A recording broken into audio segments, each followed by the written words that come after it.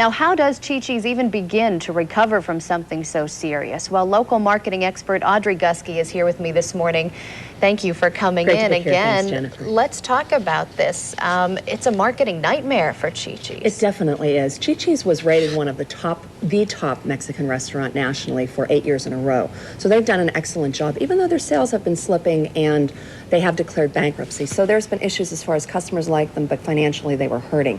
This is the worst thing that could have happened to them, because how do you recover from something like this? And even though it seems like it's contained in the Beaver County restaurant, people in their minds think Chi-Chi's, maybe, you know, we have so many options as consumers, so maybe I'll go across the street to another restaurant. And that's unfortunately what's been happening to them. And it was bad enough when there were 50 people, 80 people, 100 people sick, now 300 sick, more in the hospital, and then the death. Yes, the death was really, I think, what triggered the major panic among people, because you figure if you're sick from eating at a restaurant, it's an issue, but when someone actually dies, then the panic sets in.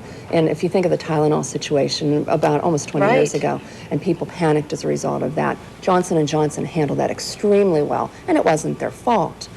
So over time, they were able to recover and, of course, be successful. With Chi-Chi's, it's a different story, because they are being blamed for this major tragedy. And with people dying and being sick, and record numbers of people getting hepatitis across, this area, they're breaking national records, I think it's going to be real hard for them to recover from all of the restaurants, at least in Western Pennsylvania. How will they start to do that? What kinds of things will they be looking at as they try to plan a strategy for recovery? Yeah, well, what they'll probably end up doing is giving a lot of very discounted items, maybe free meals, buy one, get one frees, lots of coupons, drawing people into the store. When they open the store, I have a feeling it won't be a festive occasion, but at least I think as far as discounts and promotional things, they've been very, very quiet, and they haven't really shared a lot of information. I think that's a concern for viewers as well. They'd like more information from Chi-Chi's national headquarters, which are in Kentucky, and maybe they don't realize the major problems and the concern that people have in Western Pennsylvania. Yeah, and in all the coverage so far, one thing that's been missing is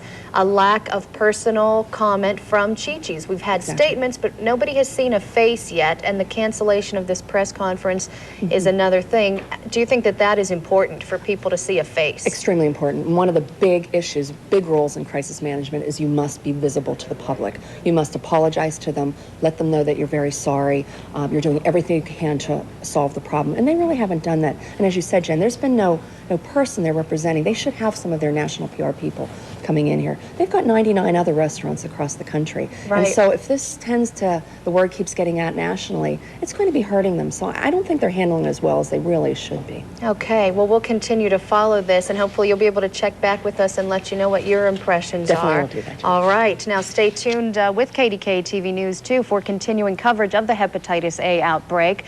We'll have the latest on this major developing story on all of our newscasts, and of course, you can get information on the disease itself and on statements from Chi-Chi's itself 24 hours a day at KDKA.com.